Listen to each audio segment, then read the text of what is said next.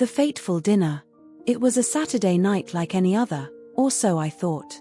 My husband, Pierre, and I were preparing for our monthly dinner at his parents' house. These meals were always a source of anxiety for me, but that night, I had no idea how much it would change my life. We arrived at the home of my parents-in-law, Marie and Jean, at around 7 p.m. The smell of beef bourguignon wafted through the air, and the sound of classical music echoed softly in the living room. Marie greeted us with her usual forced smile. "Ah, there you are at last," she exclaimed, kissing me on the cheeks with barely concealed coldness. Right from the start, the atmosphere was tense. Jean, my father-in-law, tried to keep the conversation light, talking about the weather and the latest news from the neighborhood. Pierre, as usual, remained silent, shaking his head from time to time. As for me, I tried to smile and participate, all the while feeling Marie's scrutinizing gaze on me. Dinner began, and with it, the usual questions. "So, what's new at work, Pierre, Sophie, is your mother well?" But I knew this was just a facade. The real question, the one that floated in the air like a storm cloud, had not yet been asked. It was at dessert time that everything came to a head. Marie, who had already had several glasses of wine, put down her fork a little too abruptly. "Well, let's talk seriously," she said, her bright eyes fixed on me. "How long have you been married now?" "4 years. I felt my heart quicken.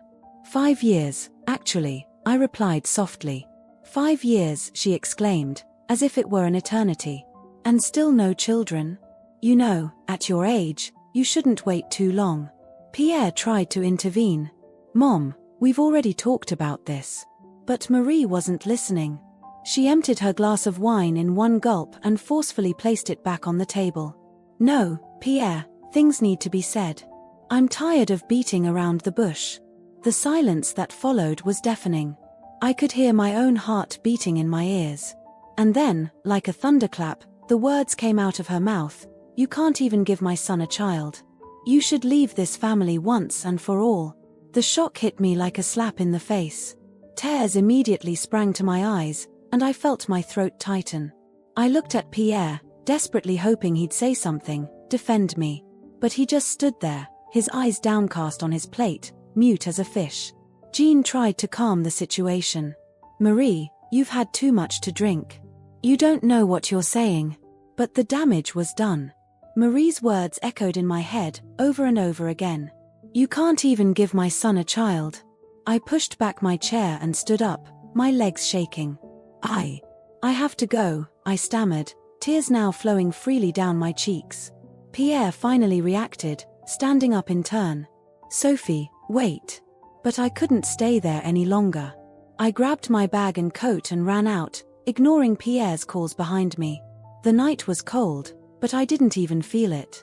I walked aimlessly through the streets, Marie's words repeating over and over in my head.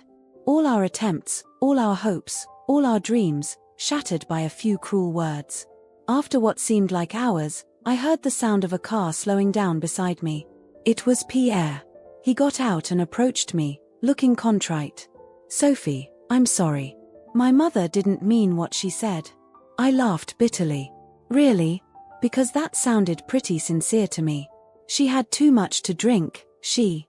"What about you?" I cut him off. "Why didn't you say something? Why didn't you defend me?" Pierre lowered his eyes, unable to hold my gaze. I didn't know what to say. It was the last straw. All the pressure, all the pain built up over the last few years exploded. "You didn't know what to say? Your job was to defend me, Pierre. To tell your mother that she was going too far, that it wasn't my fault we didn't have a child yet." The tears rolled down my cheeks again, but this time they were tears of anger as much as sadness. "You know how much I've suffered, how hard we've fought. And you stand there, saying nothing, while your mother calls me infertile and tells me to leave the family." Pierre tried to take me in his arms, but I pushed him away. "No, don't touch me. I can't do this right now." I got into the car, on the passenger side, and we drove home in stunned silence. That night, lying in bed unable to sleep, I realized that something had broken. Not just between Marie and me, but between Pierre and me. And I didn't know if it could ever be mended. The silent struggle. 3 years.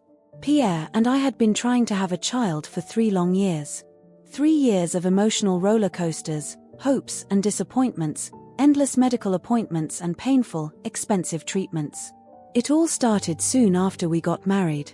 We were young, in love and eager to start a family. For the first few months, we were optimistic. Every month, I waited impatiently, watching for the slightest sign of pregnancy. But every month was a disappointment. After a year with no results, we decided to consult. I remember our first appointment with Dr. Dubois, a renowned fertility specialist in Paris. Her office was warm, but I couldn't help feeling nervous. "Don't worry," she had told us with a reassuring smile. "It's perfectly normal to take a little time. We'll run a few tests to see if everything's okay." The following weeks were a whirlwind of tests. Blood tests, ultrasounds, gynecological exams for me. Spermogram for Pierre. Each test was a new source of anxiety. And then the verdict came: unexplained infertility. "What do you mean by unexplained?" Pierre had asked, frustrated. Dr. Dubois had sighed. "That means all your tests are normal. There's no obvious medical reason why you can't conceive. It's frustrating, I know, but it's more common than we think." That's when our obstacle course really began. First, we were advised to undergo ovarian stimulation. Every month, I had to inject myself with hormones, carefully monitoring my cycle. The side effects were hard to bear: mood swings, weight gain, intense fatigue. But I was willing to put up with everything to have our baby. The repeated failures began to take their toll on our relationship. Pierre tried to be strong for me, but I could see he was suffering too. Our conversations increasingly revolved around our desire for a child, overshadowing everything else. "Maybe we should take a break," Pierre had suggested one evening, after yet another negative pregnancy test. I'd burst into tears. "A break? You want to give up?" "No, it's not that," he'd replied softly. "I just think we need to breathe a little. To find ourselves." But I couldn't stop. Every month that passed seemed like a lost opportunity. And then there was the social pressure. Incessant questions from family and friends. "So, when are you making us a beautiful baby?" This innocent question broke my heart every time. Perhaps the hardest part was watching the others around us start their families without difficulty. My best friend, Claire, became pregnant almost immediately after her wedding. I was genuinely happy for her, but every time I saw her caressing her round belly, I felt a stabbing pain in my chest. After 2 years of unsuccessful attempts, Dr. Dubois suggested we take the next step: in vitro fertilization, IVF. It was our greatest hope, but also our greatest test. The IVF process was exhausting, both physically and emotionally. The daily hormone injections were even more intense than before. I remember one evening, exhausted and on edge, I burst into tears in front of the fridge, unable to bring myself to take another dose. Pierre took me in his arms. "You're the bravest woman I know," he whispered to me. "We're going to make it, together." The day of the egg puncture arrived. I was terrified, but hopeful. When I woke up from the anesthesia, Dr. Dubois told us that they had successfully retrieved 8 eggs. It was good news, but there was still a long way to go. The next few days were a never-ending wait. How many embryos would develop? Would they be of good quality? When the phone finally rang, I held my breath. "We have 3 viable embryos," announced Dr. Dubois. "This is a good result. We will proceed with the transfer in 2 days." On the day of the transfer, I was a mixture of fear and excitement. Lying on the examination table, holding Pierre's hand, I looked at the tiny dot of light on the screen that represented our hope of becoming parents. "There," Dr. Dubois said with a smile. "Now we just have to be patient." The 2 weeks of waiting that followed were the longest of my life. I analyzed every sign, every symptom. Was it pregnancy nausea or just stress? Was this fatigue due to hormones or an early pregnancy? The day of the test finally arrived. My hands were shaking so much that I almost dropped the pregnancy test. Pierre and I waited together, in silence, our hands intertwined. When the result came back, my heart broke once again, negative. This time, it was Pierre who broke down. I saw him collapse on the sofa, head in hands, shoulders shaking with silent sobs. It was the first time I'd seen him cry since our journey began. I sat down beside him and took him in my arms. We stayed that way for a long time, crying together, sharing our grief and disappointment. The months that followed were difficult. We tried to concentrate on other aspects of our lives, but the shadow of our desire for a child still hung over us. Every time we saw a baby on the street, every time a friend announced a pregnancy, it was like a painful reminder of what we didn't have. And then there was the weight of social expectations. The pitying looks, the well-meaning but clumsy advice. Maybe you should adopt, we were often told, as if it were an easy decision to make. In spite of it all, Pierre and I held firm. Our love was tested, but it came out stronger. We learned to communicate more openly, to share our fears and hopes. 3 years into our quest, we were still there, together, ready to face whatever the future held. But little did we know that dinner at my in-laws' house would change everything. The difficult decision. The days following the disastrous dinner at my in-laws were among the most difficult of my life. Marie's cruel words kept echoing in my head, "You can't even give my son a child. You should leave this family once and for all." Those words had brought to the surface all the insecurities and doubts I'd tried so hard to suppress during those 3 years of struggle. Pierre's silence that evening had wounded me deeply. How could he have remained silent in the face of such an attack? It was a question that went round and round in my mind, driving a wedge between us. The next morning, I woke up before Pierre. I stared at the ceiling for what seemed like hours, weighing the pros and cons of the decision that was beginning to form in my mind. When Pierre finally woke up, I took a deep breath. "Pierre, I think I need to distance myself from your family for a while." He looked at me, his eyes still misty with sleep, but I could see understanding and guilt reflected in them. "I understand," he said softly.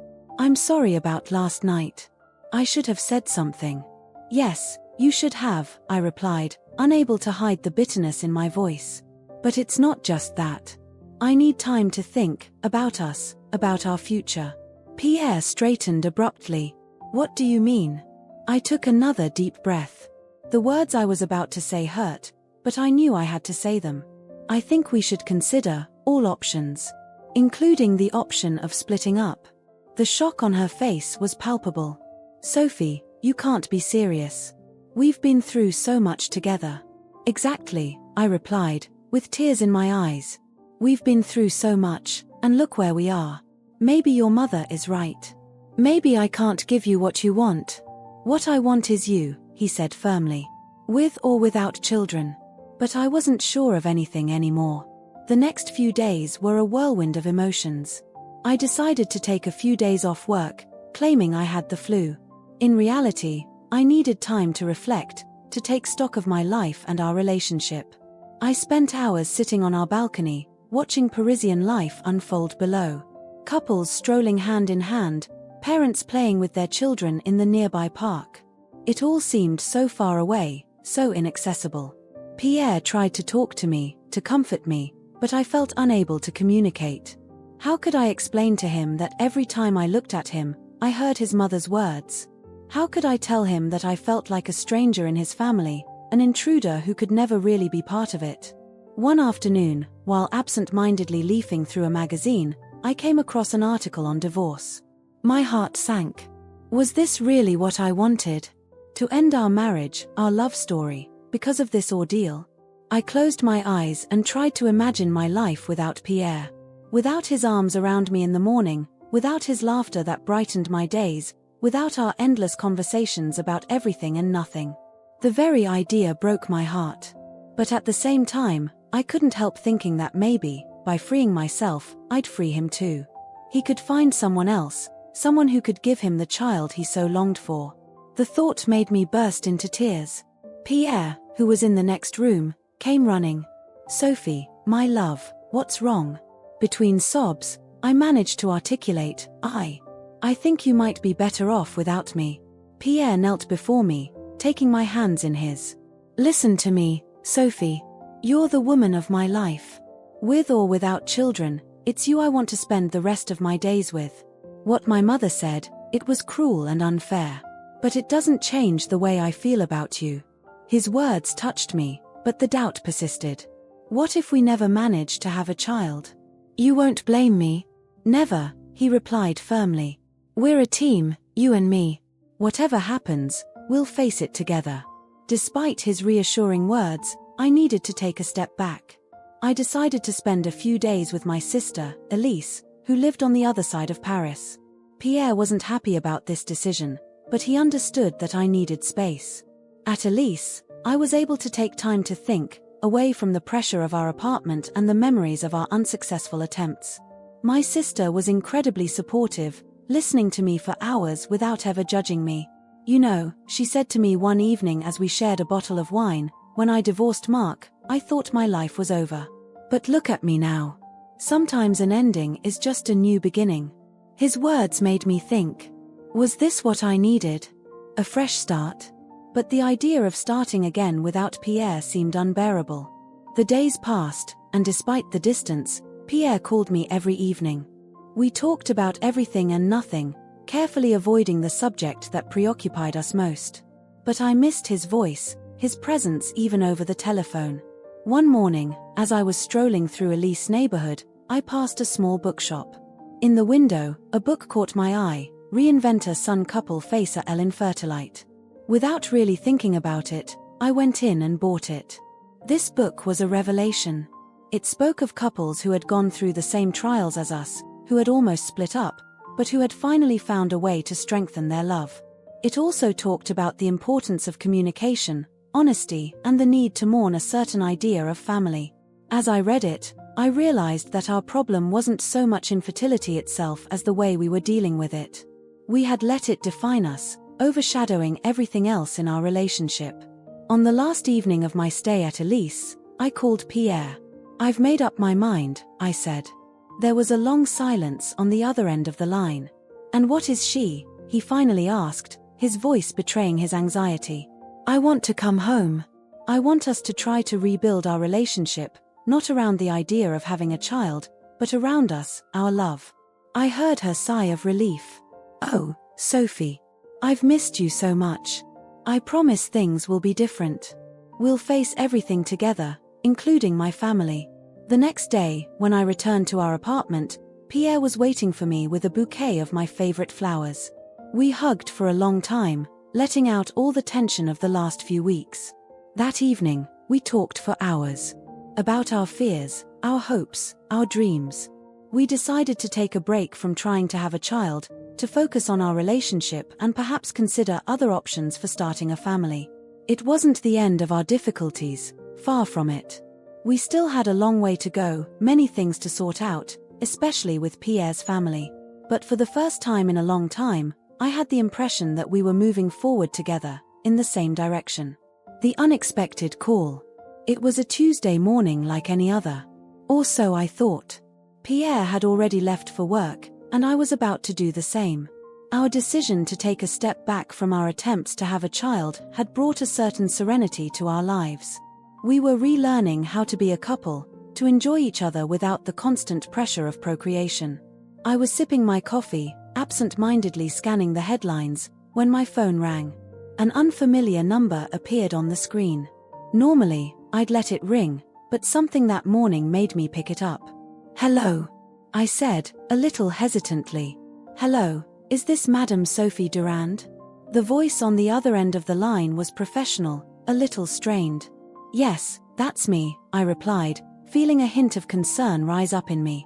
I'm Dr. Moreau from Hôpital Saint-Antoine.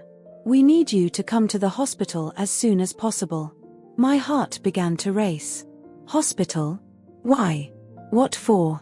1,000 scenarios began to run through my head. Was it something to do with our fertility treatments? Had they discovered something in our latest tests? Is there a problem? I asked, my voice betraying my anxiety. I'd prefer to discuss this in person, Madame Durand. Can you come in the morning? This evasive answer only heightened my concern. Yes, of course. I'll be there as soon as I can. After hanging up, I stood still for a few moments, trying to gather my thoughts. Should I call Pierre? No, I told myself. Not until I knew more. There was no point in worrying him over perhaps nothing. I called my office to let them know I'd be late, then grabbed my bag and keys. The drive to the hospital seemed endless. Every red light was torture, every slowdown an ordeal. My mind kept spinning, imagining the worst possible scenarios. When I arrived at the hospital, I had to take it upon myself not to run all the way to reception. The receptionist directed me to the oncology department. Oncology? My heart skipped a beat. Cancer. Was that what I'd been called for? In the elevator, I closed my eyes, trying to calm down. It's all right, I repeated to myself. It's all right. Dr. Moreau was waiting for me in his office. He was a man in his 50s, with graying hair and a kindly gaze. He invited me to sit down. Madame Durand, thank you for coming on such short notice, he began. I know this call must have worried you, but let me reassure you right away, it's not about your health. I felt a huge weight lift from my shoulders. But if it wasn't for my health, why was I here? Dr. Moreau took a deep breath before continuing. Madame Durand, a few months ago, you underwent a series of tests as part of your fertility treatments, didn't you? I nodded, still not understanding what he was getting at. Well, during these tests, we performed HLA typing, a sort of genetic identity card. And it turns out that your profile matches that of a 7-year-old girl with leukemia. I felt my heart stop for a moment. A little girl? Leukemia? What did he mean by match? As if reading my mind, Dr. Moreau continued, Madame Durand, you are a potential match for a bone marrow donation that could save this child's life. The shock left me speechless for a few seconds. I, who had been unable to have a child, was now in a position to save the life of a little girl. The irony of the situation was not lost on me. I don't understand, I finally managed to articulate. How is this possible? Dr. Moreau patiently explained. The bone marrow donor registry was constantly updated with the results of HLA typing performed for various medical reasons, including fertility treatments. My profile had been added to the database and had matched that of this little girl. Of course, he added, further testing would be required to confirm compatibility. And you're totally free to refuse. It's an important decision that deserves thought. My mind was racing. On the one hand, the opportunity to save a life, to make a real, tangible difference. On the other, the fear of the unknown, the potential risks, the impact it could have on my own health and on our chances of having a child. What exactly is the process? I asked, trying to keep my voice steady. Dr. Moreau explained in detail. First, additional tests to confirm compatibility. Then, if all went well, the bone marrow would be harvested under general anesthesia. There would be a recovery period, but generally, donors could return to normal life fairly quickly. And, could it affect my chances of getting pregnant? The question escaped me before I could even think about it. The doctor looked at me with compassion. I understand your concern, Madame Durand. Bone marrow donation does not affect fertility. However, given your history, we will take all necessary precautions. I nodded, trying to assimilate all this information.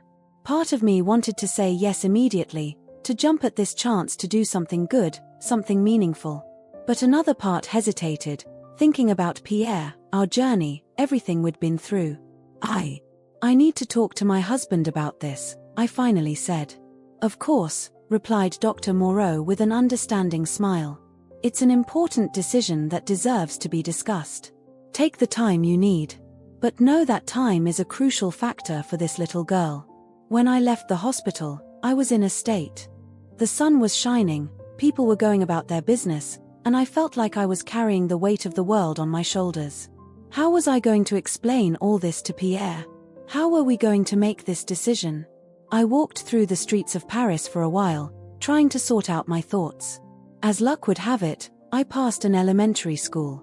The joyful cries of the children in the playground made me stop dead in my tracks. I looked at these carefree little creatures, full of life, and thought of the little girl in hospital, fighting leukemia. What if she were our child? Wouldn't we have moved heaven and earth to find a compatible donor? The thought made me dizzy. I had to sit down on a bench to regain my composure. I pulled out my phone and stared at Pierre's number for what seemed like an eternity. Finally, I took a deep breath and pressed the call button. Sophie, is everything all right? Pierre's worried voice immediately comforted me. Pierre, we need to talk. It's really important. Can you come home early today? He must have sensed the urgency in my voice because he didn't ask any questions. Sure, I'll be there as soon as I can. As I hung up, I realized that deep down I'd already made up my mind. But I needed Pierre's support, his strength. Together, we were going to face this new challenge, as we always had. The way back seemed endless. Every step brought me closer to that crucial conversation with Pierre, that moment when our lives could take a new turn. I thought about everything we'd been through, our dashed hopes, our dreams of having a child. And now, fate was offering us this unexpected opportunity to make a difference in a child's life, even if it wasn't our own. When I arrived at our apartment, I found Pierre already waiting for me, his face reflecting his worry and confusion. I threw myself into his arms, drawing from his presence the strength I needed to face what was to come. A surprising turn of events. The journey to Saint Antoine Hospital seemed interminable. Pierre drove in silence, occasionally casting worried glances in my direction. After our long discussion the day before, we had decided together that I would undergo the additional tests to confirm my compatibility with the little girl with leukemia. Despite our decision, the tension in the car was palpable. "Are you sure you want to do this?" asked Pierre, finally breaking the silence. I took a deep breath before answering. "Yes, I'm sure. If I can help this little girl, I must." Pierre nodded, squeezing my hand lightly. "I'm proud of you, Sophie. Whatever happens, I'll be there." Arriving at the hospital, we were greeted by Dr. Moreau. His face showed a mixture of relief and anxiety. "Madame and Monsieur Durand, thank you for coming. We will proceed with the confirmatory tests immediately." The next few hours were a whirlwind of blood tests, examinations, and questions. Every injection, every test reminded me of our infertility journey, but this time the stakes were different. It was no longer a question of creating a life, but of saving one. As we waited for the results in a small waiting room, a nurse entered, looking grave. "Dr. Moreau would like to see you in his office." My heart sank. Was this bad news? Was I not compatible after all? The atmosphere in Dr. Moreau's office was tense. He invited us to sit down, his gaze shifting from Pierre to me. "Madame Durand, Monsieur Durand, I have the results of your tests." He paused, as if searching for his words. "The good news is that you are indeed compatible with little Leah." I felt an immense relief wash over me, but the doctor's expression told me there was something else. However, he continued, the tests revealed something unexpected. My heart began to race.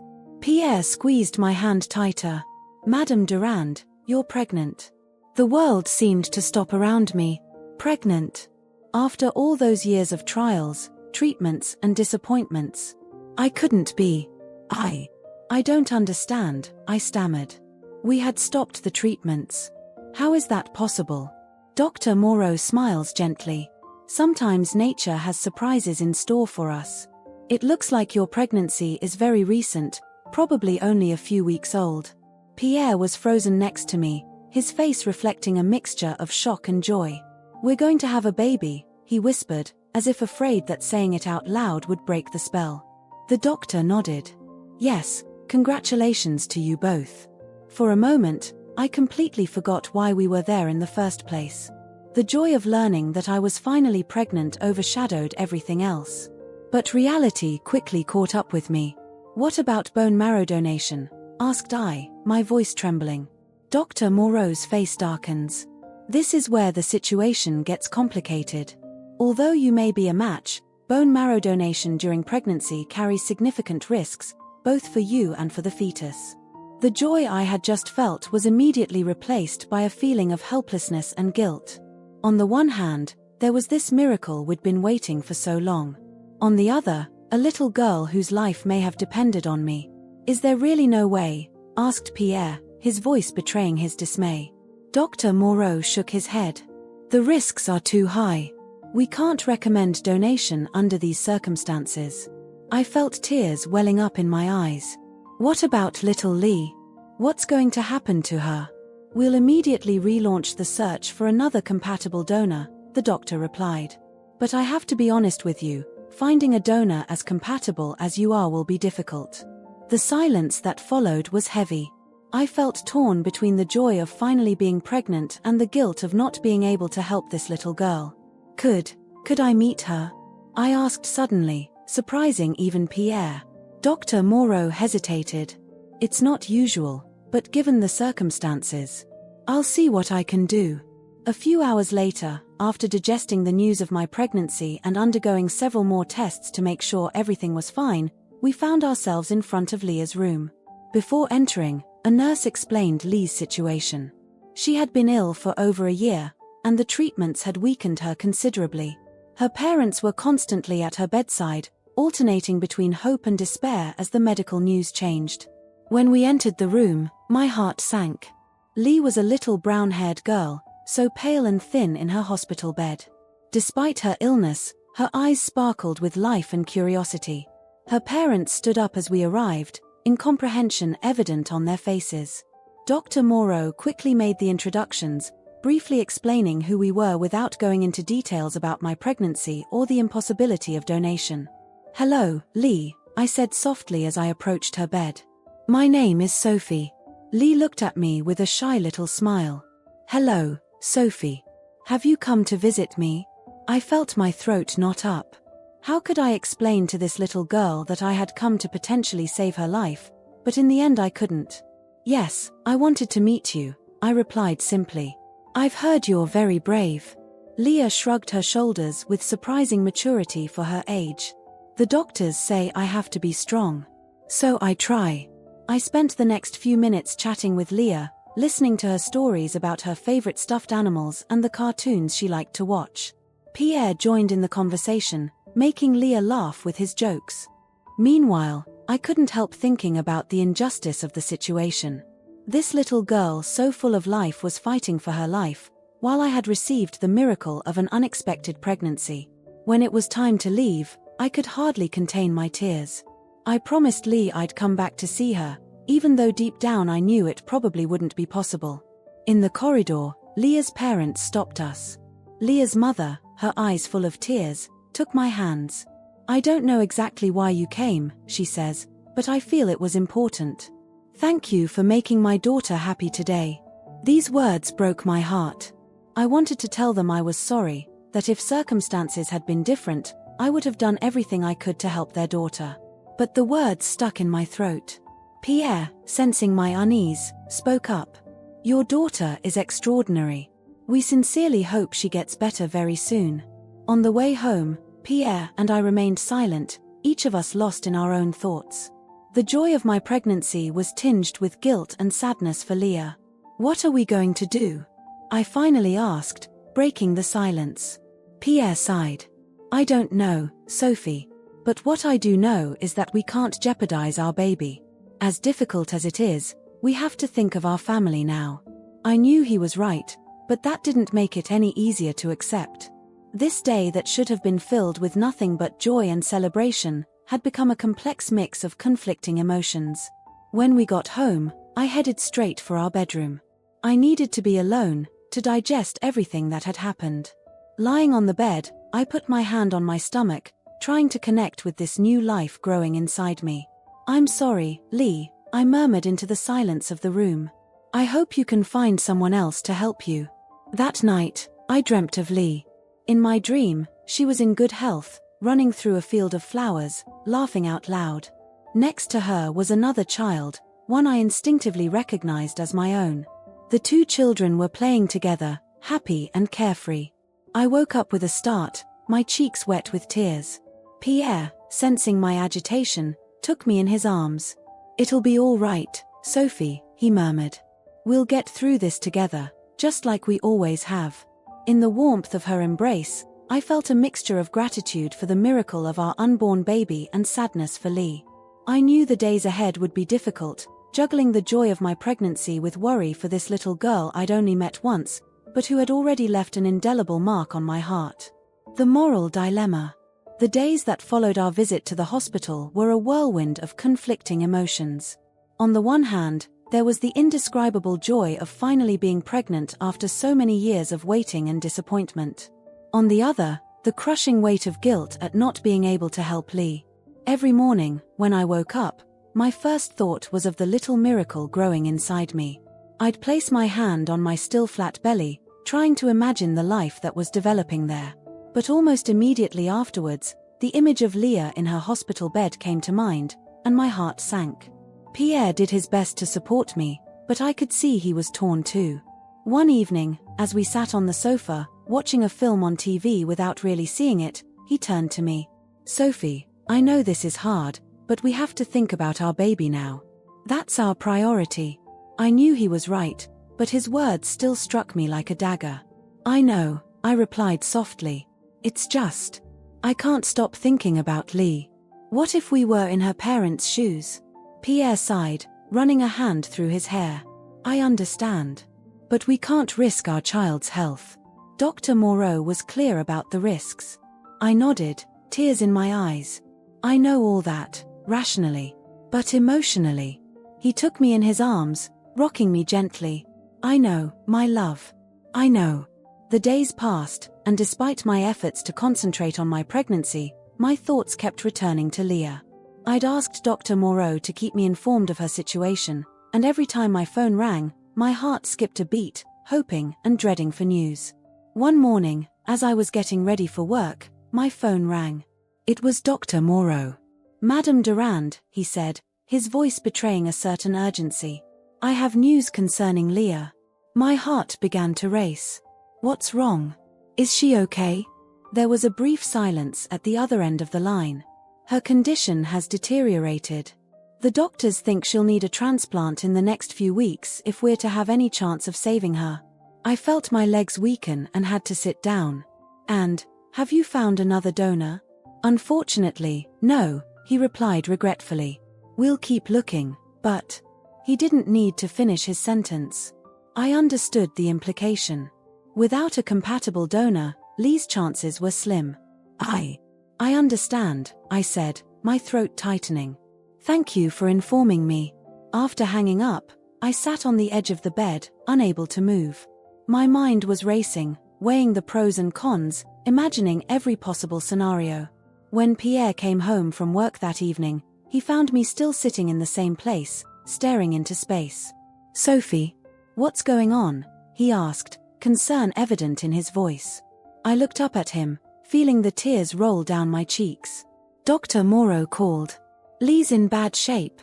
She needs a transplant fast." Pierre sat down beside me, taking me in his arms. "Oh, Sophie."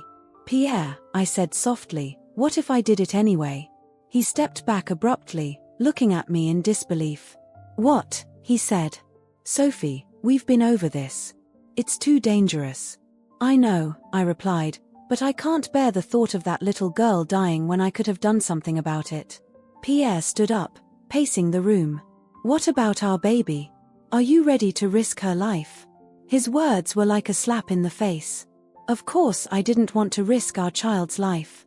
But the idea of doing nothing for Lee was eating me up inside. "There has to be a way," I said, more to myself than to Pierre. "Maybe if we talk to other doctors, if we look for other options." Pierre knelt in front of me, taking my hands in his. "Sophie, I understand you want to help. I really do. But we have to think of our family now.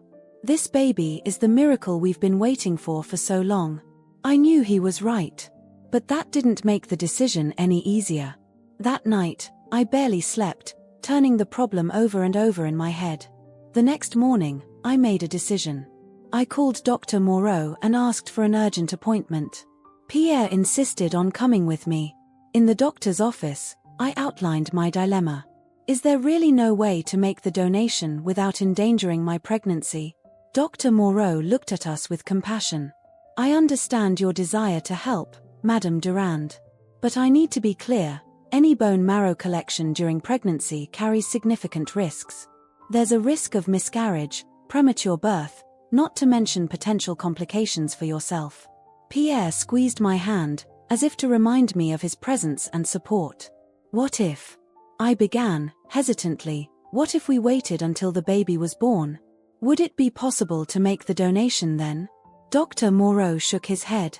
Unfortunately, Lee's condition doesn't allow us to wait that long. And even after giving birth, we'd have to wait several months before we could consider a donation. I felt my heart clench. Every option seemed to lead to a dead end. Is there really nothing else we can do? Asked Pierre, his voice betraying his own frustration. Dr. Moreau thought for a moment. There may be one thing. It's not a miracle solution, but it might help. We could collect and store your umbilical cord blood at birth. Although it's not as effective as a bone marrow donation, it could potentially help Lee or another patient in the future. This suggestion was like a lifeline in the ocean of guilt in which I was drowning. It wasn't the perfect solution, but it was something. A way to help, even if it wasn't immediate. Yes, I said immediately. Yes, let's do that. Pierre nodded, seeming relieved to have found a compromise. As I left Dr. Moreau's office, I felt both relieved and frustrated. Relieved that I'd found a way to help, however modestly. Frustrated that I couldn't do more, faster. In the weeks that followed, I immersed myself in researching umbilical cord blood donation, trying to understand how it could help Lee or other children like her. Pierre, seeing my need to act, suggested we organize a campaign to raise awareness of bone marrow donation. If we can't give ourselves, he says, perhaps we can encourage others to do so. This idea was like a balm for my tormented soul. We started working on information brochures, contacting associations, sharing our story on social networks. Every person who joined the donor registry thanks to our campaign was a small victory. Meanwhile, my pregnancy progressed. Every visit to the gynecologist was both a moment of joy and a painful reminder of Lee's situation. I couldn't help thinking of her every time I heard my baby's heartbeat during ultrasounds. One day, as we were getting the baby's room ready, Pierre caught me silently crying. "Sophie," he said softly, sitting down next to me. "You've done all you can. You mustn't feel guilty." I nodded, wiping away my tears. "I know. It's just, I feel helpless." Pierre took me in his arms. "You're not helpless. Look at all we've accomplished with our campaign. And soon, we'll have our baby, and we'll be able to donate his cord blood. You're changing lives, Sophie." His words comforted me, but couldn't completely erase the lingering feeling of guilt. I knew that this moral dilemma would probably continue to haunt me for a long time. But I also knew that we had made the best possible decision in these impossible circumstances. As my pregnancy neared term, I couldn't help thinking about the irony of the situation. For so long, I had desperately wanted to be a mother. Now that this dream was finally coming true, I was faced with an impossible choice between the life of my child and that of another. The experience changed me profoundly. It had made me realize the fragility of life, the complexity of moral choices, and the importance of every little gesture to help others. As I caressed my rounded belly, I made a silent promise to my baby and to Leah. I would do everything in my power to make a difference in this world, even if it was only one small step at a time. The unexpected outcome. The last few weeks of my pregnancy were a mixture of excitement and apprehension.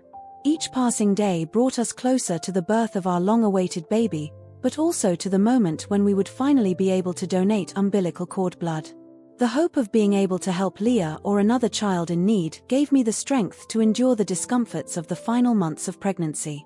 One morning in September, as I entered my 8th month, I was awakened by a dull pain in my lower back. At first, I didn't pay too much attention, thinking it was just another manifestation of the discomforts of pregnancy. But as the hours passed, the pain intensified and became more regular. "Pierre," I called, my voice betraying my concern. "I think we're in labor." Pierre, who had been preparing breakfast, ran into the room, his face pale with worry and excitement. "Are you sure? It's not too early?" I winced as another contraction shot through me. I think the baby decided it was the right time. Everything happened very quickly after that.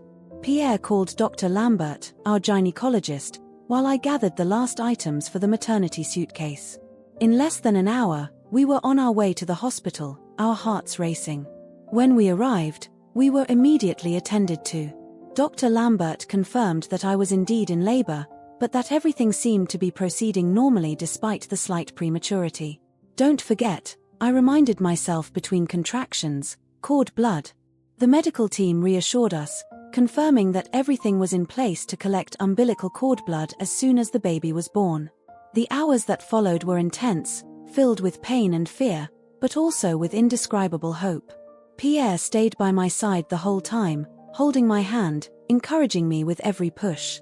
Finally, after what seemed like an eternity, a piercing cry rang out in the delivery room. Our baby was born. "It's a girl," announced Dr. Lambert, placing the little being on my chest. With tears in my eyes, I looked at that little crumpled face, the miracle we'd waited so long for. Pierre, also moved to tears, leaned over to kiss our daughter, then me. "She's perfect," he murmured. While I savored this moment of intense happiness, part of my mind remained focused on the cord blood collection. I could see the medical team busy, carefully withdrawing this precious liquid that could potentially save a life. It was only later, as we rested in the hospital room, our little girl asleep in my arms, that Dr. Moreau came to see us. His face showed an expression I couldn't make out. "Congratulations on the birth of your daughter," he began. "I have some news about the cord blood we collected." My heart sank. Was it bad news? Had the sample not worked? "Preliminary analyses show that your daughter's cord blood is extremely rich in stem cells," he continued. "In fact, it's one of the most promising samples we've seen in a long time." I felt a wave of relief and joy wash over me. Our daughter, barely born, might already be able to help someone. "And that's not all," added Dr. Moreau, a smile forming on his face. "It would appear that this sample is compatible with Leah." The shock took my breath away. Pierre squeezed my hand, as stunned as I was. "You mean?" I began, not daring to finish my sentence for fear of making a mistake. Dr. Moreau nodded. "Yes, Madame Durand. Your daughter's cord blood could potentially be used to treat Leah. Of course, further testing will be needed to confirm compatibility and potential efficacy, but this is very promising news." Tears welled up in my eyes. It was almost too good to be true. After all these months of guilt, doubt, and moral questioning, fate seemed to be offering us an unexpected solution. "When will we know if this can really help Lee?" asked Pierre, his voice betraying his emotion. "We'll be running the tests as soon as possible," replied Dr. Moreau. "It will take a few days, but we'll keep you informed every step of the way." After the doctor left, Pierre and I remained silent for a long moment, absorbing this incredible news. Our daughter moved in my arms, as if to remind us of her presence. "What are we going to call him?" asked Pierre suddenly. I looked down at our little girl, thinking. Then an idea came to me. "How about Claire?" Pierre smiled, understanding immediately. "Clear, like clarity, light. It's perfect." The days that followed were a whirlwind of emotions. Between the joy of becoming new parents, adjusting to our new life as a threesome, and anxiously awaiting the test results, we felt like we were living in a timeless bubble. Finally, a week after Claire's birth, Dr. Moreau contacted us with the final results. Claire's cord blood was not only compatible with Lee, but contained enough stem cells to attempt the treatment. The procedure was quickly scheduled. Although we couldn't be present for Lee's treatment, Dr. Moreau kept us regularly informed of her condition. The weeks passed, each bringing its own good news. Leah was responding well to the treatment, her body accepting Claire's stem cells. Little by little, her condition improved. A month after the treatment, as we were bathing Claire, my phone rang. It was Dr. Moreau. "Madame Durand," he said, his voice full of emotion, "I have excellent news. Leah's latest tests show complete remission. The treatment worked." I let out a cry of joy, startling Pierre, who was holding Claire. Tears flowed freely down my cheeks as I shared the news with him. A few days later, we were invited to the hospital to meet Lee and her family. I was nervous, not knowing how this meeting would go. But as soon as we entered the hospital room, all my apprehensions vanished. Leah was sitting up in bed, her cheeks had brightened and her eyes shone with new vitality. When she saw us enter with Claire in her arms, her face lit up with a big smile. "Is she the baby who saved me?" she asked, amazed. I nodded, too moved to speak. Leah's parents approached us, tears in their eyes. "How can we ever thank you?" said Lee's mother, taking my hands in hers. "You don't have to thank us," Pierre replied. "We're just happy that everything worked out well." We spent a long time chatting, exchanging experiences. Leah was fascinated by Claire, looking at her with an expression of pure admiration. As I left the hospital that day, I felt a sense of peace and completeness that I hadn't felt in a long time. Fate had found a way to resolve our dilemma in a way we could never have imagined. In the months and years that followed, we kept in touch with Lee and her family. Watching Leah grow up, blossom and resume a normal life was a priceless gift. Claire and Leah developed a special bond, almost like sisters bound by destiny. The experience had changed us profoundly. It taught us the value of hope, the importance of perseverance, and the power of love and compassion.